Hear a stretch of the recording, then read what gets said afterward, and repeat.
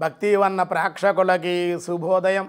23/1/2024 స్వస్తి శ్రీ చాంద్రమానం స్వాభకృతనామ సంవత్సరం ఉత్తరాయణం హేమంత ఋతువు పుష్యమాసం శుక్లపక్ష త్రయోదశి మంగళవారం. త్రయోదశి రాత్రి 8:57 వరకు ఉంది. ఆర్ద్ర నక్షత్రం పూర్తిగా ఉంది. వర్జ్యం మధ్యాహ్నం 2:40 నుండి 4:19 వరకు.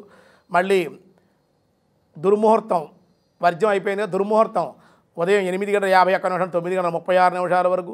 రాత్రి 10:54 నుండి 11:46 వరకు రాత్రి దుర్ముహూర్తం.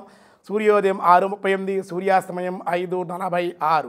అమృత గడిలు రాత్రి 8:27 నుండి 10:06 వరకు అమృత గడిలు. రాహుకాలం మధ్యాహ్నం 3 గంటల నుండి 4:30 వరకు రాహుకాలం. శుభ సమయం ఉదయం 7:30 నుండి 8:15 వరకు ఉదయ శుభకాలం. సాయంకాలం 5 గంటల నుండి 5:45 వరకు సాయంకాల శుభ సమయం. ఐంద్రవ యోగం ఉదయం 9:15.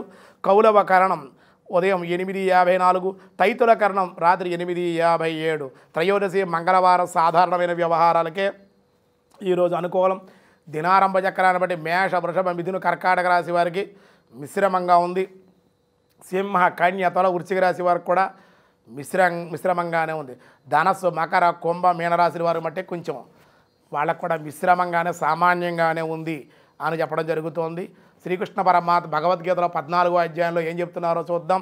గుణత్రయ విభాగ యోగంలో పార్థాయ ప్రతిబోధితాం భగవతాం నారాయణేన స్వయం వ్యాసేనాగ్రదిత పురాణ మునినాం మధ్యే మహాభారతం అద్వైతామృతవర్షిణీం భగవతీం అష్టాదశాధ్యాయిని అంబా త్వామనుసందధామి భగవద్గీతే భవద్వేషిణీ.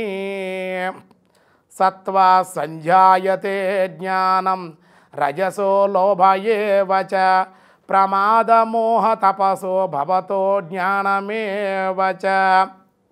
అంతేకాదు ఊర్ధ్వం గచ్చతి సత్వస్థ మధ్యే తిష్టతి రాజస జగన్యా గుణవృత్తిస్థ అదో గచ్చతి తామస. సత్వగుణము జ్ఞానము, రజోగుణం వల్ల లోభము, తమోగుణం వల్ల ప్రమాద మోహాదులు, అజ్ఞానము తప్పనిసరిగా ఉత్పన్నమవుతాయి. అంతేకాదయ్యా సత్వగుణ స్థితులు స్వర్గాది ఊర్ధ్వలోకాలు పోతారు. రజోగుణం ఉన్నటువంటి వాళ్ళు, రజోగుణ స్థితిలో ఉన్నటువంటి వారు రాజులు మళ్ళీ పురుషులుగా మధ్యలో మానవ లోకంలోనే పుట్టే అవకాశాలు ఉన్నాయి. తమోగుణంలో ఉండేటువంటి వాళ్ళు కార్యరూపులైనటువంటి నిద్ర, ప్రమాద, ఆలస్యాదుల స్థితులైన వారు అధోగతిగా గల క్రిమి కీటకాది పశుపక్షాది యోనుల్లో నరకాన్ని కూడా పొందే అవకాశాలున్నాయి. ఎవరు ఏ సమయంలో ఎలా ఉండాలి, ఎలా ప్రవర్తించాలో కూడా మన భగవద్గీతలో విశ్లేషణాత్మకంగా కృష్ణ పరమాత్మ చెప్పారంటే ఇంకా మనం తెలుసుకోకుండా మనం తెలుసుకుని పాటించకపోతే ఇంకేమనుకోవాలి చెప్పండి. కాబట్టి ఎన్నో విషయాలు తెలియజేశారు స్వామివారు. ఇంకా తెలుసుకుందాం. తెలుసుకుని ఇంకా రేపు ఏం జరిగిందనే విషయాలు రేపు చూద్దాం. ఈరోజు స్వస్తి.